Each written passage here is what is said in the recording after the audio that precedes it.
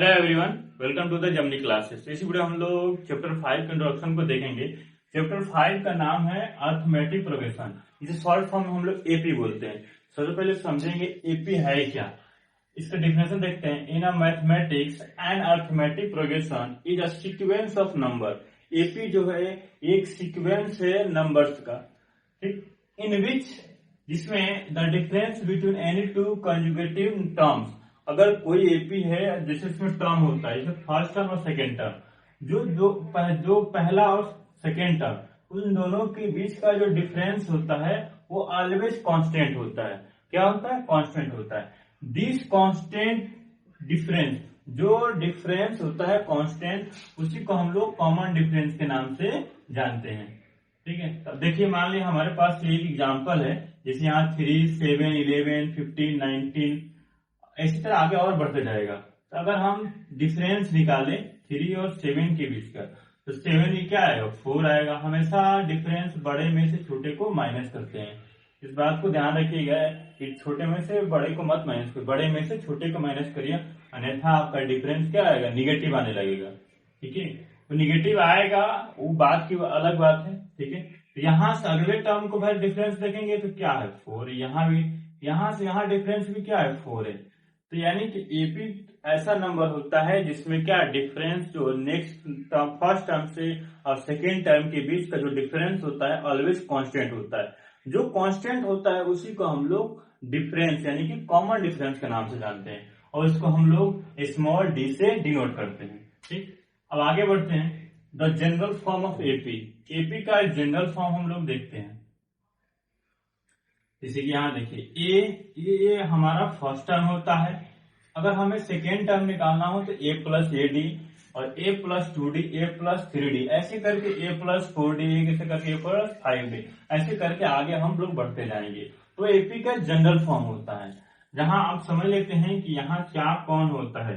देखिए, जैसे यहाँ देखिए, a मतलब फर्स्ट टर्म, एपी में जो होता है a यानी कि फर्स्ट टर्म। ये मतलब यहाँ नंबर आएगा, तो देखिए यहाँ अगर हमारा 3 है, 3 क्या है? ये फर्स्ट टर्म है। ठीक, फर्स्ट टर्म होता है। और डी यानी कि कॉमन डिफरेंस होता है। डी मतलब कॉमन डिफरेंस। एन मतलब नंबर ऑफ टर्म्स। एन मतलब होता है लास्ट टर्म।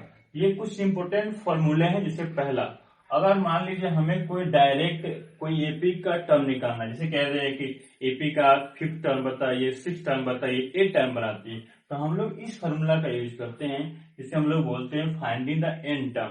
यानी कि एन के टर्म पे जो भी हम लोग वैल्यू रखेंगे, यहाँ अगर मैं 2 रखूं तो सेकेंड टर्म निकलेगा, 3 रखूं तो थर्ड टर्म निकलेगा, 4 रखूं तो फोर्थ टर्म निकलेगा। ऐसे करके हम लोग नंबर ऑफ टर्म्स निकाल सकते हैं जिसका अब हमें वैल्यू पूछेगा, तो ये उसका यूज करते हैं वहां पे फॉर्मूला। सेकेंड फॉर्मूला का यूज होता है ये, यानी कि अगर मान लीजिए हमारे पास कोई एपी है, जितने भी एपी है, जितने भी उसमें टर्म है, मान लीजिए 10, 12, 15, 16, जितने भी टर्म है, उन सब एपी के टर्म को जब आप ऐड करिएगा यानी सम करिएगा तो क्या रिजल्ट आएगा? तो इसका मतलब होता है सम ऑफ फर्स्ट एन टर्म, यानी कि जो भी एन टर्म है, जितने भी एपी में दिए हुए टर्म है, अगर उसका सम करिएगा तो रिजल्ट क्या मिलेगा? तो वहां ये फॉर्मूला यूज करते हैं जिसको हम लोग बोलते हैं एस एन। एन मतलब sum of term, n/2 2a plus n minus 1 into D. अगर मान लीजिए कोई एपी है, अगर एपी में लास्ट टर्म दे दिया है, जैसे मान लीजिए कि एपी चलता गया, कोई एग्जांपल अगर हम ले, जैसे मान लीजिए यहाँ एग्जांपल हम लोग लेते हैं,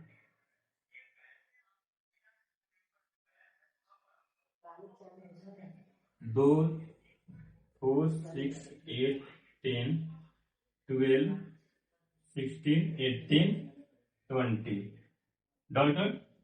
अगर मान लीजिए हमने कोई यहाँ पे 32 टर्म लिख दिया, अगर ये आपको लास्ट टर्म दे दिया है, लास्ट टर्म अगर दे दिया है, तो लास्ट टर्म अगर आपको पता रहेगा तो लास्ट टर्म यानी कि सम निकालने के डायरेक्ट हम इस फॉर्मूले का यूज कर लेते हैं। एल मतलब लास्ट टर्म, यहाँ भी क्या मतलब होगा? लास्ट टर्म ही मतलब होगा। क्या होगा? लास्ट टर्म ही मतलब होगा। ठीक, तो हमारे पास एपी में 3 बहुत फॉर्मूले अच्छे हैं, इंपोर्टेंट फॉर्मूले हैं। पहले 1, 2 और 3, ये 3 फॉर्मूले से पूरे हम लोग चैप्टर को सॉल्व कर लेंगे। और आगे बढ़ेंगे तो अगर कोई कभी पूछ देता है कि how many types of AP, तो एपी का अगर बेसिकली देखा जाए तो एपी 2 ही तरीके का टाइप देखा जाता है।